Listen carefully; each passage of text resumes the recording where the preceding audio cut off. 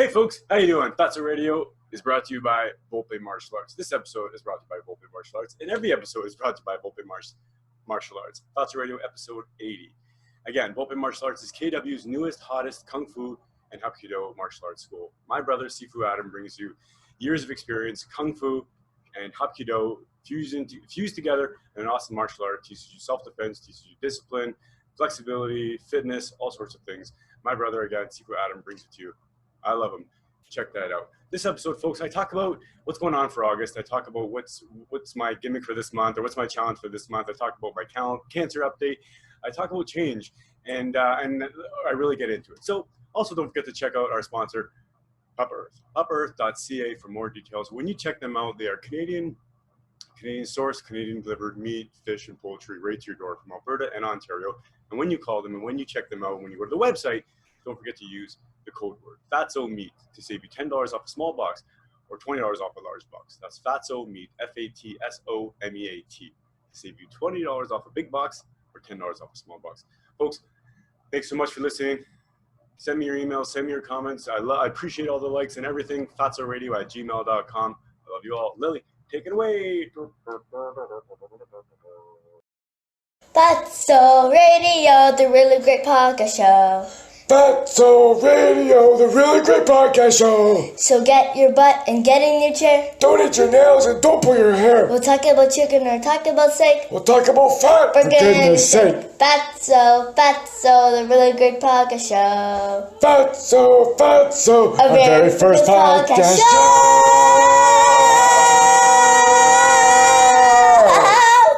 Yeah, here we go.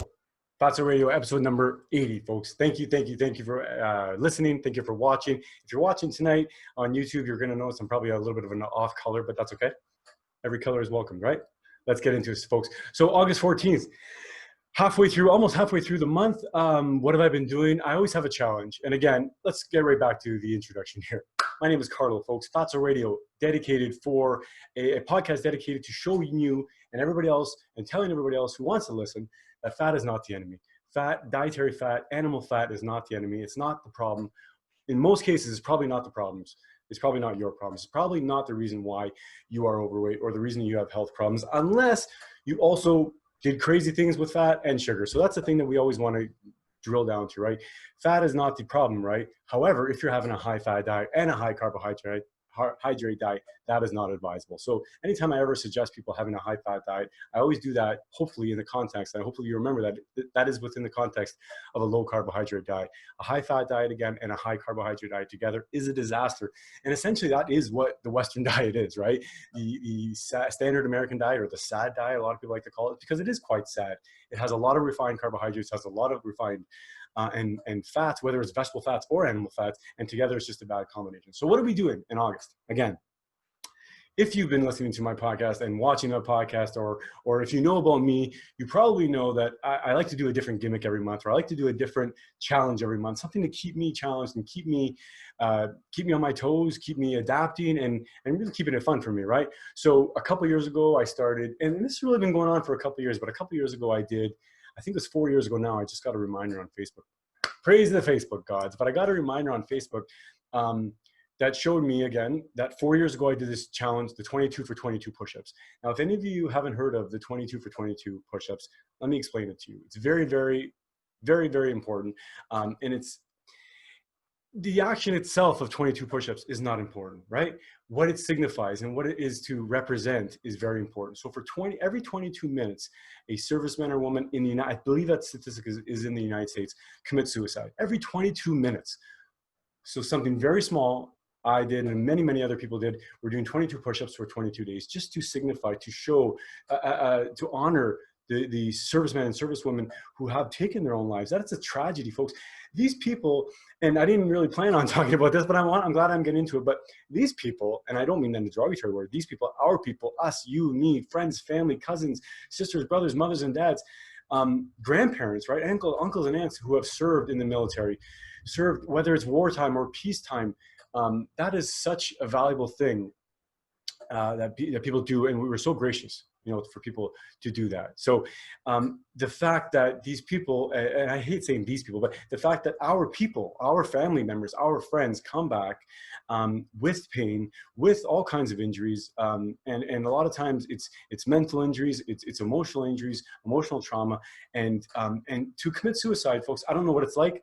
Thank God, I don't know what it's like, but I can imagine. I think I can imagine, maybe. Even if I can't imagine, I know it's a tragedy, and I know that we should do everything we can to help support it, right? So push-ups are not going to help it. I know that. But the word that gets out is that will help it. And the word, because, and this is how it happens, and this is exactly how it happens to me 4 years ago, and I'm glad to talk about it.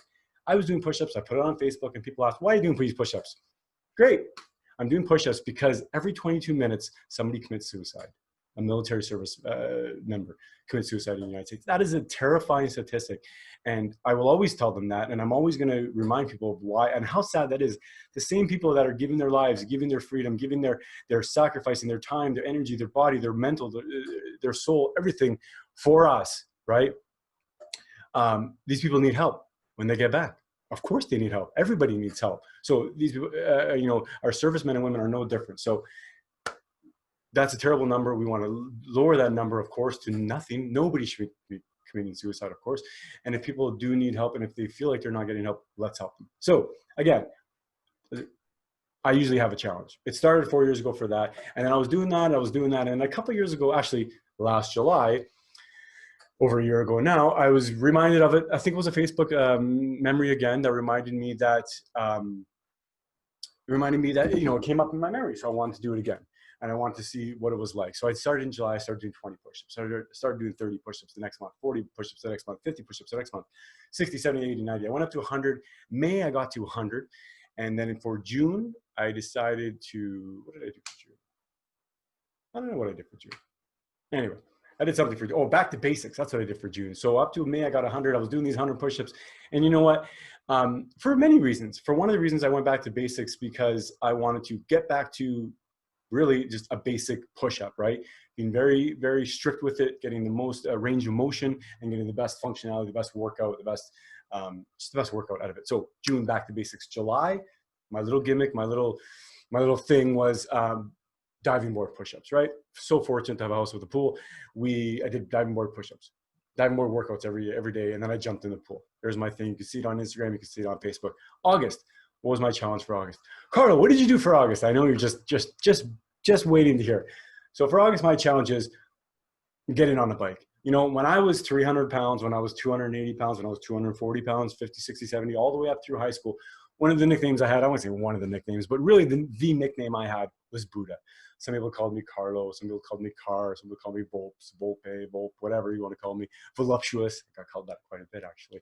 But one of the nicknames I had was Buddha. I was sitting in class one day, bald head, you can't see now, but bald head, sitting there, and one of my teachers, Mr. Green, good old Mr. Green, said, hey, Buddha, what are you doing there, Buddha? Just sitting in class. I think there's an old album he had, Buddha in the Chocolate Box or something. I don't really know. But anyway, my nickname all through high school was Buddha, right? I got bigger. As I got bigger, the nickname stuck, of course, and I kind of grew into the nickname even. I shaved my head. I kept on shaving my head. I got even bigger belly. Bigger and bigger. The whole rub Buddha's belly was a thing. You know, it's still a kind of a thing. It's funny. The people who know me, of course, know me as Buddha, or the people who have known me for many years and know me as Buddha. People who know me today, they're not going to call me Buddha, probably. Definitely not because of my wisdom either. So anyway, the idea that I wanted to do and bring up in kind of a challenge or a new spin on things for August was Buddha on a bike, right? I want to talk about biking. Oh my God. It's been crazy 14 days, crazy good, right? Not totally radical, changing my life, but really it's been an experience, right? And it's been a learning experience. I've gotten over a couple fears. I've realized that some things are not as hard as I thought they were. I was really afraid of biking, you know, for a lot of different reasons. And then I realized that some things were harder than I thought. I'm like, wow, this looks like it's easy when people do this, or when people are doing this. And I'm like, wow, that's not easy at all. So really eye-opening. August 1st, I got out there and I got on my bike. We have a $200 cheap mountain bike, and I got on it. I think it's actually my wife's, to be honest with you. And I got on it, and I just started riding. I started riding at 5 kilometers first day, 6 kilometers, 7 kilometers, 8 kilometers. I went up to 10 kilometers, went up to 15 kilometers a couple days in. Within the first week's day 8 or 9, I can't remember now, or maybe even day 10. Or a couple days ago, I got up to 30 kilometers. I want to ride all over town. Now, I've never ridden a bike on a regular basis, right? I've never have. When I was a kid, of course, we used to ride bikes a little bit just around the neighborhood. We had a little BMX bike or a freestyle bike, which I could not use the capabilities of it being called a freestyle bike. But for me, I had it. It could spin, the handlebars. It was very cool. We used to go down to the local park, Bellevue Park, if you guys remember. There was a bike crew that came around, the Top Dogs, I believe. They would do some tricks and cool stuff. So I was into biking as far as ride my bike to go play baseball or ride my bike, the corners, my buddy's house to go play hockey or wherever it was up the street, 3 streets away in Sault Ste. Marie. But I never really got into biking itself as an adult. Years ago, or even as a child, much like even in high school and college. And then my sister gets into biking. My other sister gets into biking. My brother gets into biking. And they all get into biking. And my sister lives in Collingwood and my other sister lives in Collingwood as well. And they were all biking. They have the whole community. So I've been surrounded by a lot of bikers and I've been intimidated by that because, it's a good thing, but at the same time, it's a double-edged sword. But I'm surrounded by a lot of high friggin' performers, right? I'm surrounded by people who, when they do a challenge, they crush it. When they take on a sport, my God, they just crush it. My sisters, my brother, oh my God, my cousins, everybody I know, my friends even, it seems like, I'm very fortunate, right? To be surrounded by people who pick up things fast is awesome. It helps teach you things, of course. But it's a little intimidating, being overweight for a long time, being over 100 pounds plus overweight, so 150 pounds overweight for a long, long time.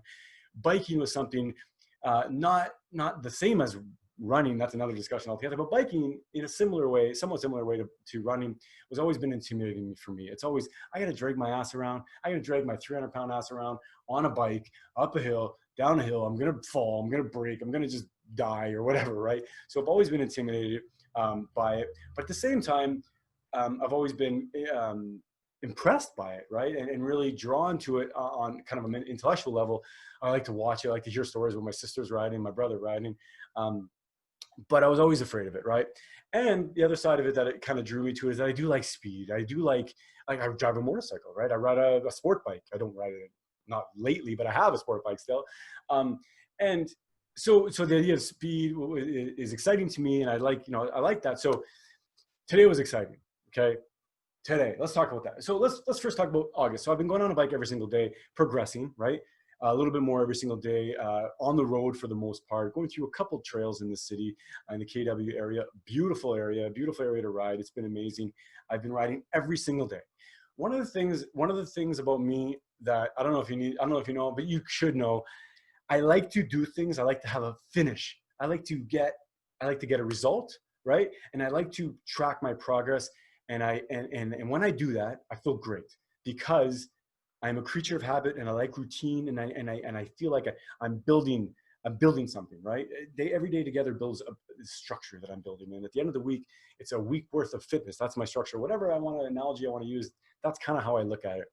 And with this, it's been every day. And I've been doing this everyday thing for a couple of years now. And I have to say, not only have I had success because this diet is probably 95% of the success.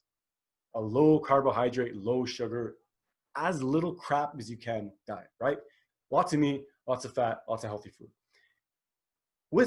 Along with that, routine has been so important for me.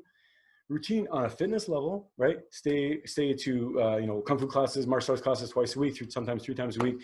When I was working in a tech company, I was walking every single day on lunch break. I was doing that for a while, for a couple of years. Got into a great routine that actually started me on a great path. So routine is very important to me from an exercise perspective, but it's also important to me from a food perspective. And not to go too far off tangent, but when I stay on track, right? The longer I stay on track, the better I feel. The longer I keep or maintain this sense of this momentum, right? This good momentum, this progress, the better I feel. So like everybody else, I'm sure once you do something for a couple of days, you feel great. So do it for a couple more days. You feel even better.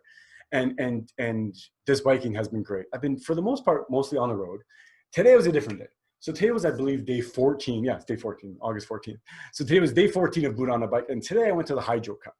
So the Hydro Cut is essentially an area, a forest in the KW region, so the Kitchener-Waterloo region, underneath some hydro poles and some hydro areas. And they've basically created, over the last 20 years, a whole network of trails, 30 kilometers, I believe, 30 plus kilometers of trails, mountain biking trails, It's up and down hills. It's over obstacles. It's all kind of crap. It's amazing. Okay. This has been around for a long time in this area, and I knew it was there, but I haven't been there until today. I went there today with my brother. Holy cow. So many lessons have I learned. First of all, the lesson I learned is that I need a new bike, but that's not the most important lesson. The most important lesson is to look ahead, look where you're going, and don't freak out. Don't freak out. Know where your brakes are. Know where your brakes are. Know how to use your brakes. Know how to use your gears. It's important, right? Follow the leader. Follow the guy ahead of you because he knows where he's going, you hope. One of the great things about the hydro cut is that there's not a lot of different paths to go once you're on a trail. Like it's pretty self-explanatory. You can follow this trail. Now, when you're on the trail, it's this narrow. Yeah, if you can't see me, it's about a millimeter wide. It's not a millimeter wide, but it feels like it's a millimeter wide. When you're new on a mountain bike and you're going down and you're nervous and you're shaking and you got your helmet on and you got your thing and whatever, and I'm following my brother and I'm looking right in front of me. First of all, it's the worst thing you could do, right? That's why I'm telling you, look far ahead of you. Not far, like a mile, but look more than a few bikes ahead of you. So anyway, I started out being stressed out in the first 5 minutes. Oh my God. My brother and I laughed after. He's probably going to laugh when he hears this. I hope he listens. He's one of my 6 listeners. So the first 5 minutes, I had to yell out to him. I mean, I didn't stop or anything. I'm like, I'm stressed, dude. I'm stressed. He's like, I know you're stressed. And then after, when we're done, he come back to my house and he's like, man, I wasn't sure if you were going to just pull the pin on that one. I was like, holy shit, it was touch and go for a second. But it's crazy because your introduction is, hey, here's a hydro cut. Here's mountain biking for the first time in your life. I guess not everybody goes there for the first time, and it's like, the first 2 minutes is a little quick and a little bit turns, and then you get used to it. You go through a couple runs. We had 2 or 3 runs are on the same, or twice on the same path, and another couple trails. But I'll be honest with you, my initial reaction is, holy cow, this is stressful. Like you're shaking. I don't have a high-end mountain bike because I don't mountain bike, right? So why it wouldn't make sense for me to invest in it. I'm not clipped in or whatever they're called, clipless. I'm not sure what they're called. I'm not clipped in, and I'm wearing running shoes, but I'm ready. I can get up a hill. I can pedal, right? So we did it. We went for a few loops. I think we ended up running for about, I don't know, Adam, you can correct me, for about 30 minutes, 35 minutes. And it was a lot of fun. I'll tell you, it's a lot of fun. It's very different from riding outside on the road. Like when you're riding outside on the road, and I can see how people say road riding is boring. I don't think it's boring because I like covering a lot of distance. It's interesting because like I said, I like seeing progress. I like seeing what I've done. So I like covering a lot of distance. I like seeing that on the map. I like going new places, and on a road bike, you can kind of venture off some really cool new places. You can go to different towns. You can go wherever you want. But at the same time, wow, going through this mountain biking experience today through the trails, like through an actual mountain bike. And believe me, remember, these are I think I did the kids trail. I'm pretty sure I did. So it was amazing. It was exciting. I mean, you're going down, right? It's fast, but then you have to use your brakes because then you got to go around this corner and there's roots everywhere. There's little logs, there's rocks where they put together like a little path so you can go over it. God bless you. You make the sign of the cross basically before you go over every single one because it's crazy, but it's amazing, folks. Anybody who's mountain biked or is mountain bikes on a regular basis are probably laughing at me right now going, oh my God, this is the first time you're doing it? Yes, it's my first time I've kind of ever really felt ready to do it. And you're probably never ready, right? Because it's something new, but it's something that I now feel a little more comfortable with. I've been riding around the bike all around town. I got 30 kilometers on the other day. So I'm like, I can go 30 kilometers all over town. I can do, half an hour in the bush or half an hour in the forest. It's very, very different, right? It's very technical. And, again, I'm very new, so I don't want to sound like I'm speaking like someone who knows, and I don't know. It's just my experience, right? I'm not an expert. Remember, folks, good time to remind everybody, I'm not a doctor, I'm not an expert in anything, but my reaction, my experience, right? On the road, there's lots to learn, right? I mean, aside from the traffic laws and everything, but about your bike, you'll learn your bike and how to ride and how to use the gears and gear management and setting up some sort of a cadence. I know there's like an official cadence. I don't even know what that means, but I mean, even myself, I was just noticing I was getting in some kind of a cadence of a routine. I was like, pump, pump, pump, pump, something to go, go, go. I was even just saying go, go, go a couple times when I didn't know what else to say. I was just telling myself, do it, do it, do it, do it. And it's, so there's stuff to learn, right? And I'm sure there's way more to learn on a road bike, but I haven't even scratched the surface yet. But on the mountain bike, it's very different because it's very technical as far as like there's shit in your way. There's a tree and you got to turn and you're banked and you got to brake and then like turn, right? And then you got to turn again, you got to climb again. And so it's very technical. And I was on a very beginner course, a very beginner trail. So wow, I have this massive, huge appreciation for mountain bikers. I always have, and I even have a bigger appreciation now. But it was really, really exciting. It was really great introduction into the mountain biking world. So I have to say, my sister Mariana, if you're listening, I hope you are. Yes, I can't wait to ride with you. It's been years. You've been asking me for years to ride with you. You've been asking me for years to run with you and to stand up paddleboard with you and to do everything. But I think I'm finally getting into the biking. So that's a start. And that's what I've been doing, right? So I'm halfway through August. I'm super excited to continue with August. I'm going to keep on riding on the road every day. I'm going to keep on going out to the hydro cut, hopefully do that maybe once a week or something. As I get out there more, I'm sure I'm going to want another bike. I know I already want another bike, something that's a little more durable. So if you're listening to this and you know someone that has a good bike for sale, a good used bike, let me know. fatsoradio@gmail.com. Good time to remind everybody. I'm also on Instagram, folks, @Fatso Radio, and Twitter, I'm Radio Fatso. So again, fatsoradio@gmail.com. And that's my thing for biking, right? I want to talk about it. I want to tell you how rewarding it's been, how difficult it's been. But I also want to talk about, lastly, I guess, about biking is that how emotional it's been for me. Often throughout my life, really, you know, not just my health journey, not just my fitness journey or my weight loss journey, but throughout my life, I've always been an emotional person. I've always been someone who, I would claim and I would state that I am emotional. Yes, I would, you know, sometimes wear it as a badge of honor, sometimes be ashamed of it. And quite honestly, it's been something that it's, you know, at times I haven't felt comfortable with being super emotional. I'll be honest with you, you know, so it's, anyway, so I want to talk about it. I've been through some workouts this week on the bike, going up hills, trucking through, usually at the top of hills or usually at something where I really worked hard for a couple of minutes, but I've been overwhelmed with emotions riding. It's crazy. It's amazing. I have more emotions than I've felt through other things like yoga, which I haven't done a whole lot of yoga, but I've done a fair amount, a little bit rather, more than biking. And I've done other things that take a lot of energy, take a lot of effort, lifted weights, you know, martial arts.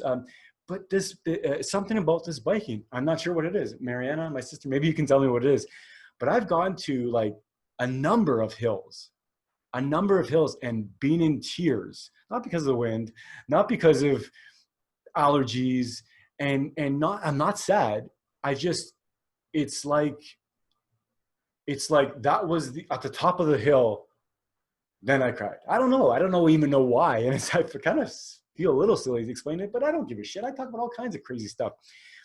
So anyway, it's been emotional, and it's been, I want to say therapeutic as well, because, well, I mean, anytime you release a lot of emotions, even if you don't know it's pent up, or even if you don't know that emotion is there to be released, there is a sense of relief, right? So it's been an amazing combination. And when you know, oftentimes your body, you know, the physical emotional connection is there. Oftentimes I've heard of people going through exercises, whether it's yoga or dance or other things, and having some sort of an emotional response. That's not uncommon, of course. But for me, this is very uncommon for it specifically be for riding the bike. I don't know. And it's what it is, right? It's not bad. I mean, I'm 42 years old next week. If I'm not comfortable with crying by now, I'm never going to be comfortable crying. I'm comfortable with crying. But it's been weird. You know, I get up to a top of a climb, you know, a 5-minute climb.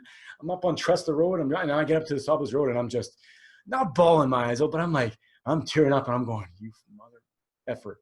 Maybe that's what it is. Maybe it's like, hey, you're doing it. Maybe it's I'm getting off my ass. Maybe it's I'm riding. I was you know, opposed to riding. I was you know, pushed it away. I was afraid of it. It was, you know, and maybe part of it now is like you're doing it. You're doing it. You're growing up, maybe, or you're getting over your fears, or whatever it is.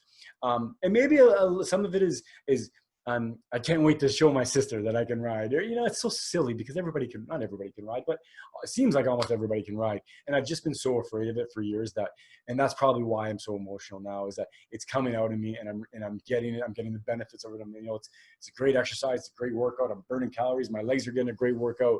Although I don't really want them to grow, but that's okay. They're probably going to grow a little bit. My thighs aren't nearly as big as they used to be, but I was telling my sister, I think I sent her a quick text, but I'm like, yeah, I think we were built for this biking stuff, these quadzillas we are. But anyway, my dad would say we have Roman calves and Roman legs all around, I'm sure. But that's what it's been for August and so far for the biking, right?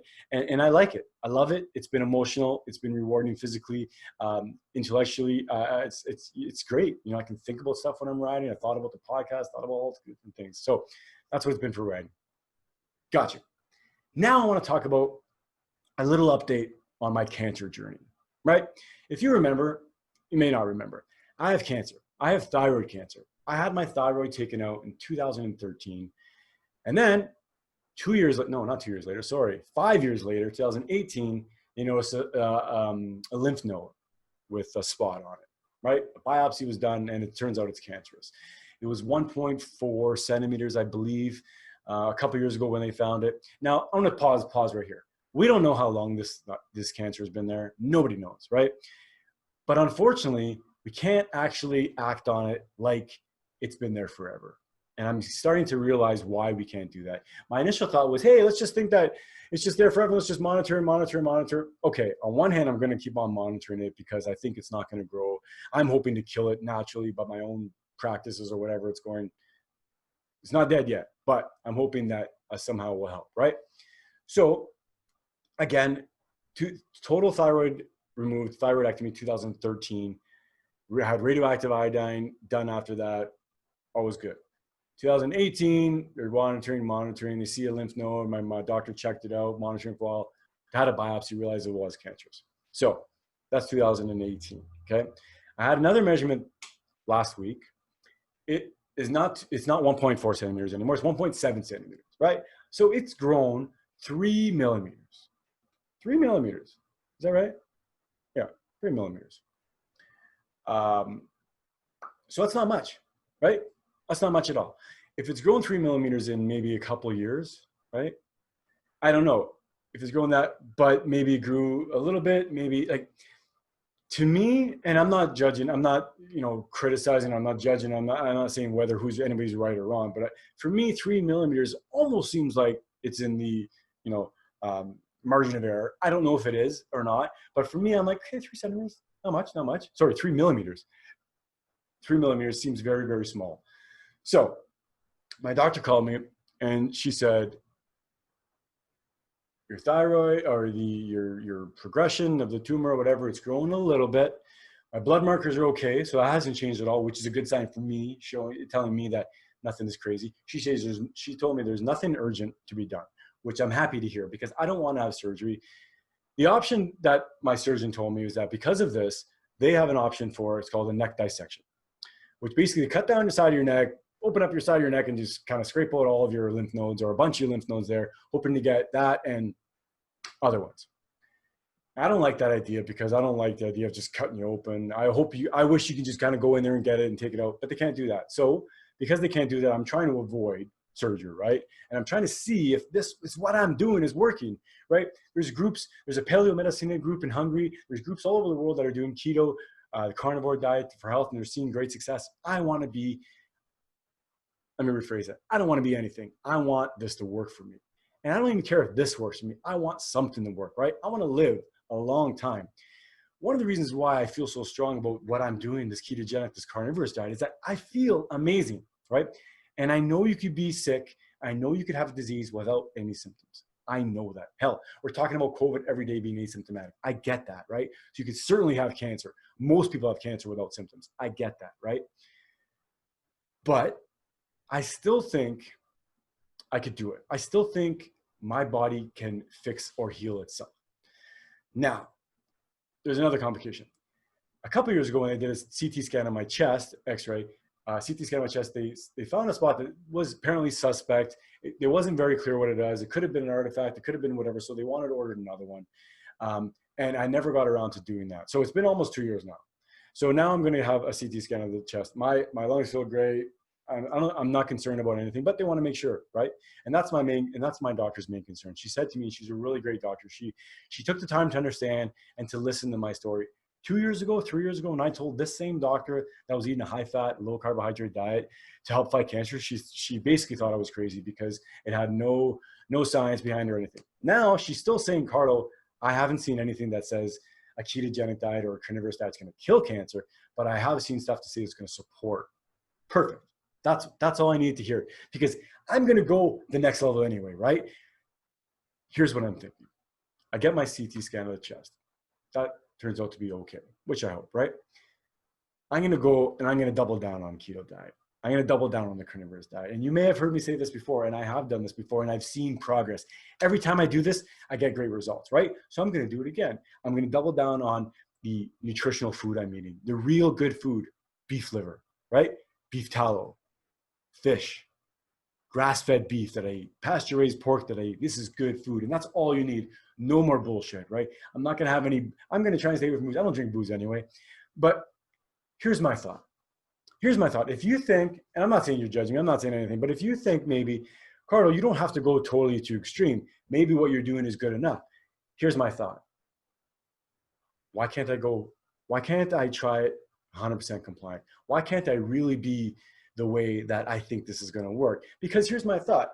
If I truly believe that the carnivore diet is as powerful enough to reset our body, to let our body heal itself, then I really, really, really have to do a full carnivorous diet. Hey, that might sound tough. That may sound like I am being too tough on myself, because I should be able to cheat once in a while. I should be able to live a little and have a pizza here, have a pizza there. Maybe if I wasn't diagnosed with cancer. But this has been another reminder to me that I can't just do something that is going to be, a prescription for everybody. I need to do something that's even more aggressive, right? I need to do something that maybe is outside of the mainstream, or that is maybe even a little bit or a little bit controversial, even because I feel like the standard treatment is controversial. So I think it's warranted, and I think the risk is there. I think it's valid to take the risk to go this unconventional route, to go this alternative route, because I truly believe the body can heal itself. I truly believe that the body can heal itself. I'll say it again. I've read that. I've experienced the idea that with losing weight, I've healed a lot of my own problems, right? I've healed, and whether it was the losing the weight, it could have been the weight loss. It could have been removing all the food, right? It could have been the ketogenic diet, the paleo diet, the carnivorous diet that I've done up till now. My joints don't hurt, right? I used to be 300 pounds, 330 pounds. I played football. I blew both knees out. I got shoulder issues. I got all these things. My joints do not hurt. Biking is awesome. Another hat tip to biking. It's great on my joints. It's not like running, of course, but my joints don't hurt. I've lost 120 pounds.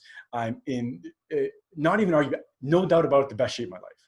I'm in better shape than I was all through high school. I'm better shape than I was in college. I played college football. I'm in better shape than I was in my 20s and my 30s. And that's my fault. Don't get me wrong. I was in shitty shape all along, right? But even when I was athletic, I'm in better shape now. Even when I was playing college and high school football, I'm in better shape now. Recreation, I do Kung Fu, martial arts, Hapkido. I'll go for bike rides and everything else. But it's because I'm focusing on it, right? My attention is towards this. And it's easier now because I'm not carrying around a big friggin' spare tire. I don't have a 46-inch waist anymore, right? I don't have that. I don't have 38-inch thighs anymore. And because of that, I don't have all the weight that comes with it. So it's easier, and I'm more motivated to go because it's easier to get off my ass. That's the thing, folks. When you don't have a lot of extra weight to carry you around or sitting on top of you, whether it's sitting on your chest and making you feel like you don't have the air or the lung capacity to grow, or if it's sitting on your ass and you don't feel like you have the leg power to drag your ass around, I know what it's like. Losing the weight first makes all the sense, right? Still walk while you're losing weight. I would say walking is probably the best exercise. I've said it before and I'll say it again, right?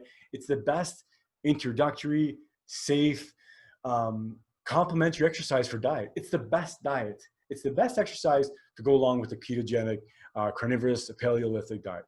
I'll say it. Because it's the best path to do anyway. It's the best thing to start. And those are the diets that I recommend, right?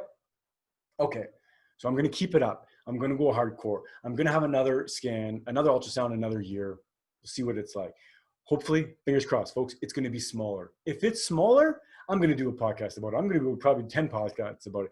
If it's not smaller and it's the same, I'm happy. I'm staying course. If it's growing, we'll see. If it grows a tiny bit, we'll see. If it grows more, I hope not, right? I hope what I'm doing helps. I hope that, yeah, I guess what I'm saying. I hope what I'm doing is helping, and I hope it's going to slow down the progression. And even I truly, truly want to believe, and I truly think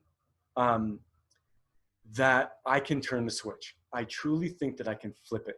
I think losing all this weight got me in a great state after the thyroid surgery. Thyroidectomy was 2013, 14, 15. That's when I started losing weight. It took me 2 years to get my shit together. 2 years to figure out how I was going to lose weight. It's one thing to say I'm going to lose weight, and gosh darn it, if someone tells you just got to decide to do it, screw them. It's not about deciding to do it. It's finding what works. Finding what works. Asking people. There are tens of thousands of people now, probably hundreds of thousands of people now that have lost a lot of weight this way. This is not a gimmick, folks. It's not a fad diet. This is the original diet. This is the human diet. We eat meat and a little bit of plants. That's what it was. For most of our evolution, we ate animals and a little bit of plants.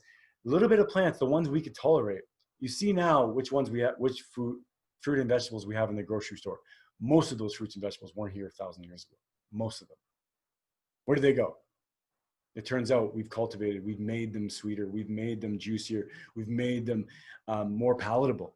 That's the bottom line. If we have to make something more palatable, it's not palatable. It tastes like shit. You don't have to make steak any better. You can take a steak from a farm, whether it's corn-fed, whether it's grass-fed, whether you take a deer or a moose from the wild, it's meat. It's going to taste like meat. Put salt on it, if that, and you're satisfied. That's the thing, folks. So I'm going to keep at it. I'm going to go. I'm going to go hard. Call me on it. Email me. Send me notes. Send me notes of inspiration and motivation. Tell me how to do it. Tell me your story. Tell me if it's working for you as well, right? Remember, I'm putting these episodes out here and I get a lot of feedback and I love it, but tell me exactly what's it working for you or how it's working for you. Share with me your story and I'll share your story on Fatso Radio. If you have a story and you want to be on this podcast, this is a great time to remind me, folks. Email me in. Let me know if you want to be on this podcast. I love having all kinds of guests. Butchers, doctors, lawyers, farmers, people that have tried to diet, people that are not ready to try to diet, people that are skeptical of the diet. If you think I'm full of shit and you think this diet's not going to work, you think it's a fluke that I lost weight, or if you think for some reason I had just magical willpower to just cut calories from magical willpower and stay away from food from some reason, and it not being cocaine or alcohol, you tell me how to do it. You tell me how I did it. I didn't do it, folks. I didn't stay away from food. I didn't. I ate a lot of food, and I eat food still. I eat good. I eat steak. I eat ribs. I eat lamb. I eat sausages. I eat chicken. I eat, if it's an animal, I eat fish. If it's an animal, I eat it, right? So you can do it. That's my update. I'm going to keep on going, and we're going to see how it goes. That's it. Doc says it's growing slow, and I'm happy with that, right? So if I'm going to keep on my approach here, how are we going to do it? Let's remind everybody, how do we do it? What is the ketogenic diet? Great time to remind everybody. Ketogenic diet, again, is a high-fat, relatively high-fat. Remember, it's all about what you're eating. A high-fat, low-carbohydrate diet. The amount of protein you eat on a ketogenic diet really doesn't matter. I've learned over the years, it really doesn't matter. Okay, it matters. I shouldn't say that. It matters, but it's individualistic. It's going to be specific to you. You have to find your own happy medium. You're going to have to find your own balancing place for meat, for protein. The best way to do it is to start with meat on your plate.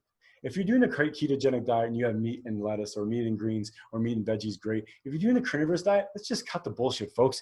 Have a piece of meat on your plate. Have a steak on your plate. If you're still hungry after that steak, have some more meat. I bet you won't be hungry after that steak. Now, if you're new to the ketogenic diet or new to a carnivorous diet, you may be hungry after that first steak because you're used to eating potatoes, you're used to eating broccoli, you're used to eating something, but you don't need more than that. If you want something else with your steak, have a little bit of liver pate, have some shrimp, have some oysters, have some sardines, have anchovies, have mussels, have clams, have whatever you want from the animal kingdom, right? Have organs. Enjoy the organ meat, folks. There's a lot of old recipes out there for liver and liver pate. Find them. Talk to your grandmother, talk to your grandfather, talk to your aunts and uncles, because these old time recipes are the recipes that are still here. The reason why they're still here after 200 years is because they taste good. Like, your grandmother's not going to have a recipe that tastes like shit. Remember that. Remember that. If your grandma has a recipe for something obscure, like, which you may be obscure to you, oxtail, which is not obscure to some people, it's not, it's delicious. Make that oxtail recipe. I guarantee you it's going to taste good. There's a roast recipe that your grandmother has, her famous pork roast, her famous beef roast, her famous lamb roast. Make that recipe. Same thing with sausages, folks. Same things with sausages. Do that. Eat the meat. Eat the salami. Eat the prosciutto and all that stuff. So how are you going to do it? Start with the meat. Meat and salt. Put on your barbecue, slow roasted, slow cook, or whatever that is. Again, that's what you need to do. You need to stay away from the sugar. It's going to take a couple days. It's going to take a couple days if you're new to it. It's going to take a couple days for some people every time you cheat. I don't even like saying cheating. Every time you eat something that's high carbohydrate, every time you eat something that has a lot of sugar, especially if it's refined sugar, I find personally it takes me a couple days to get back on track. That's just what it's like for me, folks. I don't know what it is. I know what it is. It takes time to get out of your system. And for me, that proves to me that it's really not good for me. If it takes me 3 or 4 or 5 days to feel back to normal again after I have a pizza, I'm not meant to eat pizza. I'm sorry. At least I'm not meant to eat this pizza, right? And I'm specifically not meant to eat as much pizza as we have. So what am I supposed to eat? A pizza this big, a tiny little square, one little piece? Maybe, but I have no interest in that. I have no interest in that anymore, because what the carbohydrate itself does to me, not only what gluten made me feel an upset stomach, but it's the carbohydrates that make me hungrier. It's the raise in the blood sugar that I don't want. It's the spike in the insulin, and then it's the crash in the blood sugar. I don't want that, because that's what the cravings come from. When I eat meat, and when I'm eating a high-fat diet, it doesn't happen. Protein is very satiating. When you have protein, especially animal protein, it's very satiating. It's very satisfying. Your body knows what to do with it.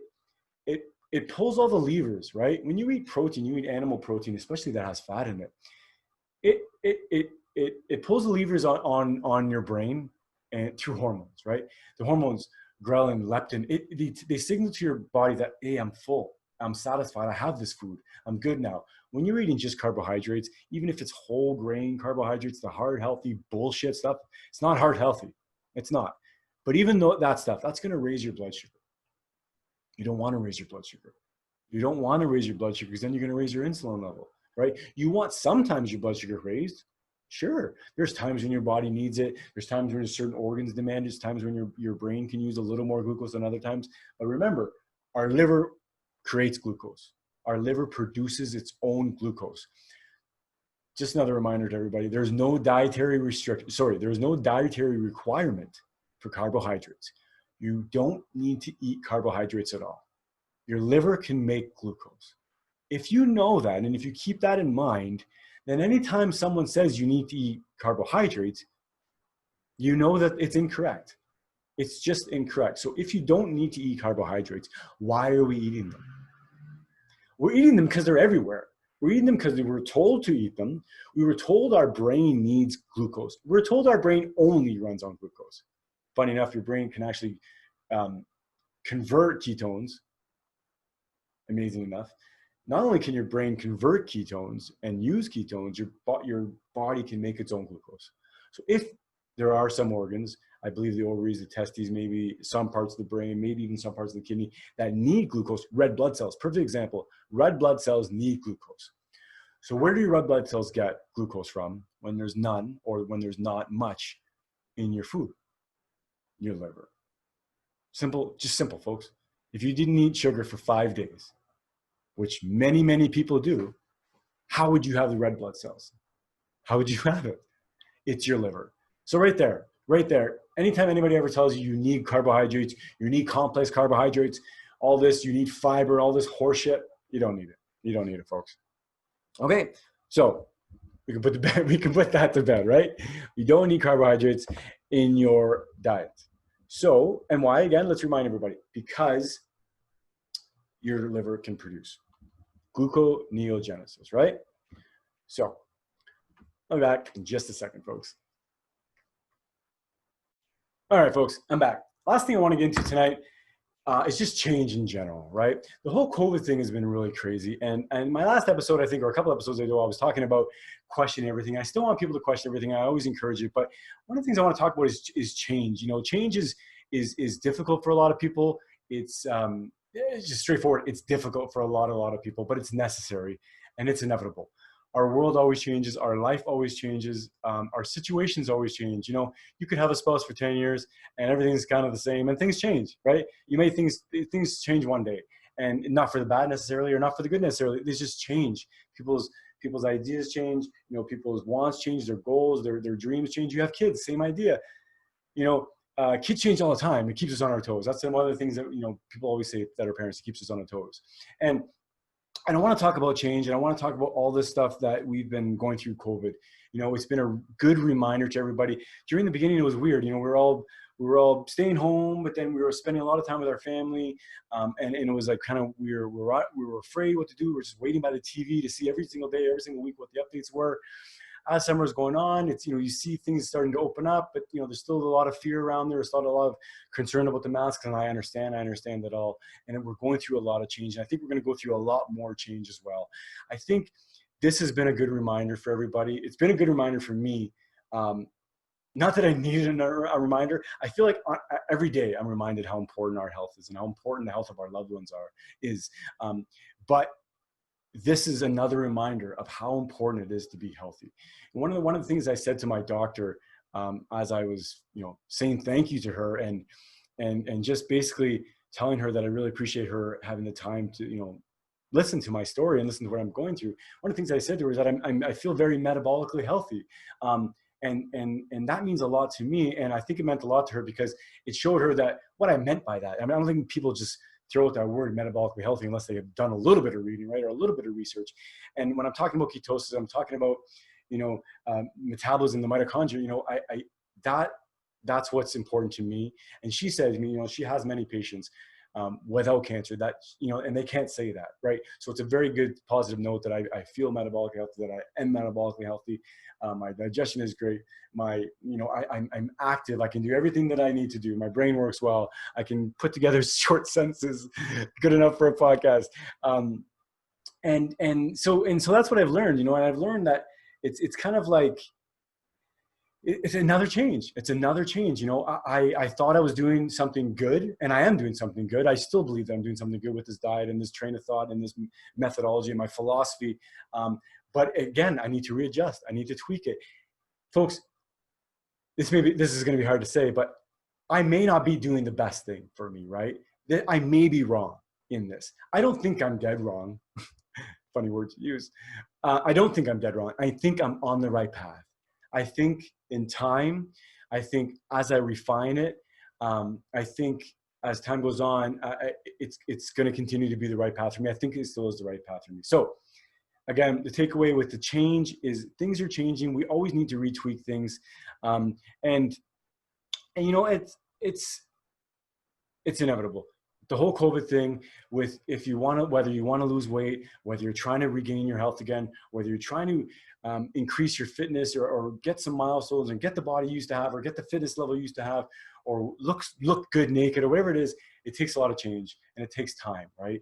So change happens over time, but we need to make the foundation. We need to do the things that are going to put us in the right position, in a good position for success.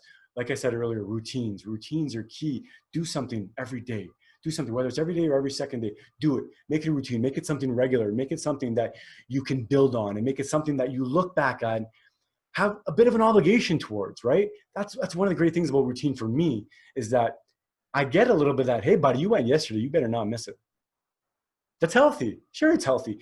It's not healthy if you feel like shit and you're depressed about it and you feel like crap and you go eat two tubs of ice cream because you felt bad because you missed it. No, there's a happy medium, right? You have to challenge yourself and be tough on yourself, but be truthful for yourself, man. Everybody knows maybe not right away, but everybody knows once you start digging, you'll know what you're made of, right? You'll know what you're capable of, and you'll learn what you're capable of. But you'll only learn that if you try. That's one of the things that I wish someone would have told me, 10 years ago. But I guess I kind of knew it anyway, because it seems common sense to me now. But you're going to try, and you're going to do the best you can, right? But only if you do it, right? You got to do it. Anyway, I guess I want to wrap it up, folks, tonight. But it's all about change. It's all about tough love. Like I said, I'm going to go harder on myself a little bit on one hand. But the other thing, before I wrap up, I want to talk about the other thing I'm going to do. The other thing I'm going to do with the carnivore diet, with making sure I get my liver, making sure I have all of my nutrients, the organ meats and the fat and the protein, make sure I get lots of exercise. The other thing I'm going to do is really try, it's hard for me to do. I'm going to try and meditate more. Okay. I'm going to try and meditate more. It's hard for me to do, but it shouldn't be. Even as I'm saying it, I realize that meditation can be very simple. It can be very short. It can be very uneventful. But I don't know. I don't know why I haven't done it. The fact that I know that I haven't done it is good, and that's the first step, and I just need to do it more. So I'm going to do it more. I'm going to try and do a little bit more stretching again. One of the great benefits that I've noticed with biking, a lot of benefits, I can get into them, but is that I'm getting a much better stretch in my legs. So I sat at a desk job for many years, and I always kind of had short hips. I felt like my hip flexors were very short, very tight. My quads are very short, very tight. And I feel like now I'm getting a great workout with my quads, of course, and then I'm stretching more after. And maybe it's just I'm using them more, and I'm getting kind of a better range of motion. And I've noticed even in Kung Fu this week, in my martial arts training, it's funny, my weak leg kicks were stronger. Even my strong leg kicks were stronger as well, but I noticed that it was a good feeling. I kind of felt better. I felt a little bit better balance on that post leg, right? So anyway, tough love. It's okay to be hard on yourself within reason. Get to know your level, and that's what I was talking about. Get to know what you're made of. Dig deep. Dig deep. I promise you, you won't dig too deep. You won't. And I also promise you, you're going to like what you find. You're going to find the athlete inside you. You're going to find the artist inside you, if you have it, if you want it. You're going to find anything that you want to find if you look, and then you're going to cultivate it, right? But you got to dig deep. You have to dig deep. And I don't mean just digging deep as far as having a tough workout, right? That's what I mean on one hand too. Don't just work out, don't just take it easy. Every once in a while, dig extra deep. See what you're made of. What does that mean, see what you're made of? See what your capabilities are. You will be surprised. I'm telling you, you will be surprised. We are strong people. We come from a strong line of people, folks. We're here today because our ancestors survived. We are strong. Dig deep. Dig deep, because you'll never know what you have unless you try. Also dig deep, because if you think you had it before, or you know you had it before, go dig it up. Dig it up. It's still there. I promise you it's still there, folks. I promise you. Muscle memory, it's more than muscle memory. It's brain memory. It's remembering how to learn. It's remembering how to learn in athletics, right? So maybe that's muscle memory, but it's more than muscle memory, right? It's your cognitive ability to pick up things. And all this is better on a ketogenic diet. Let me remind everybody, all this is better on a carnivore diet because you don't have brain fog. You don't have this inflammation in your brain. You're not eating all these carbohydrates that cause inflammation. Excess carbohydrates cause inflammation. Type 3 diabetes, Alzheimer's, they're calling it all type 3 diabetes. Insulin resistance of the brain. I was talking to, remember Danielle Hamilton, my guest a few weeks ago, talking about insulin resistance. Insulin resistance all over the body. It manifests itself in different ways. It's all caused by excess carbohydrates. Cut them out, folks. You'll feel better. You'll think better. You'll look better. You'll perform better. Hopefully you'll live longer too. All right, folks, that's enough for me. Fatso Radio, episode number 80. Woo! Episode number 80. I love you all. Don't forget to check out our sponsors, Volpe Martial Arts. VolpeMartialArts.com for more details. Right now, they have a 2-week trial going on, and pretty soon they got some new changes coming up. But I can't tell you that. We're back in the Kun. We are inside training. We're outside training. Right now, it's been amazing weather, so we've been outside almost every single class. It's been amazing. Got great drainage there. It's amazing. Check them out. Sifu Adam is my brother. Sifu Adam Volpe. I went for a ride with him today on the hydro cut. It was awesome. Give him a shout, give him a call, an email, go out there and check out your 2 free weeks. Also, don't forget to check out papaearth.ca. Locally sourced meat delivered right to your door in Canada, Alberta, and Ontario. And don't forget to use the code word Fatso Meat to save yourself $10 off a small box or $20 off a large box. That's Fatso Meat at papaearth.ca. All right, folks. Thanks so much. I love you all. August 14th. Woo! Have a great August. I'll see you next week. I'll hear y'all. You'll see me, I hope, next week. All right. Peace. Let's say bye to everybody. And we'll say thanks for listening. Say thanks for listening. Thanks for listening. Bye-bye.